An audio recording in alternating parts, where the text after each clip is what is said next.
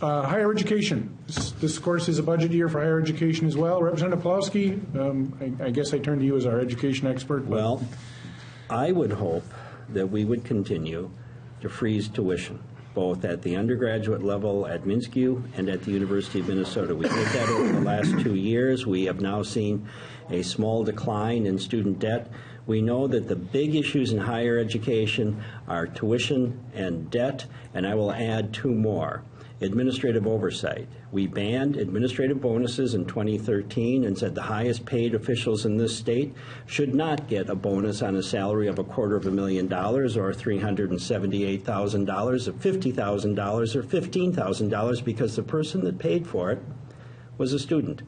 And then they carried the debt in tuition payments for 20 years or 10 years for paying for a bonus on an administrator that made a really hard decision. I'll raise your tuition and you don't get to say anything about it.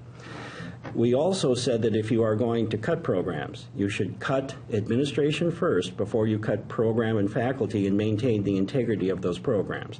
I would hope we would keep legislative oversight on administrative costs, that we would say we are going to focus all the resources we can on tuition, and that we would monitor very closely debt. And now the other issue is declining enrollment. Across the MnSCU system, there is at least a 5% decline in enrollment that has existed now for the 3rd year. In some campuses like St. Cloud, it's double digit. We know it exists at Duluth, and we also know it exists in the private colleges. Now, the easy argument is to say, well, the economy is improving and these people are just going back into the economy. I think that's only half of it. The other half of it is we have priced, particularly the middle class, out of a college education of any kind, whether it's a 2-year or a 4-year. And we've also said that if you want to get it, you're looking at 10 years of debt and maybe more, and you might not get the job that's commensurate in order to pay off that debt. So I hope the focus is on maintaining access and affordability, and also on oversight, very close oversight of administrative costs. And if we do see a ratcheting down of program because of declining enrollment, we had better see a ratcheting down also of administrative costs. That's my short answer to the question. Representative Dean, we've only got about a minute and a half, 2 minutes left. Why don't you give us a little shot? Maybe we'll finish up then with the Senator. Well, as a dad, I was reading Bill Bennett's book called Is College Worth It? My son came in the room and he said, hey, what's going on with that, Dad? But I can tell you that looking at it, I do have sticker shock and worry about, the kids not just graduating, but also graduating with what kind of debt. Parents just don't have hundreds of thousands of dollars in their bank account or in their homes anymore, so that colleges aren't going to have any choice but to become more economical. So we're going to continue to push for better value.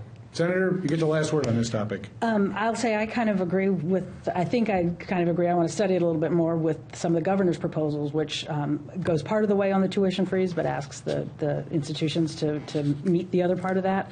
And I think we do need to be targeted in terms of the aid that we're giving, because we have got to make sure that all our students have that opportunity for access.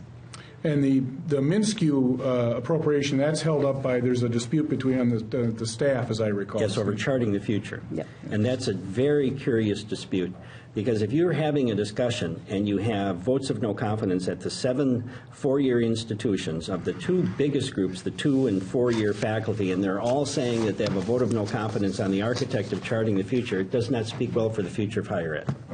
The question of declining enrollment is interesting, and I'm going to take the last word here just to simply note that in the field, the legal field, law schools are now at mid-1970 levels nationwide in terms of students attending law school. And the sticker shock issue that's been discussed here is part of that. The changing economics of the field are part of it.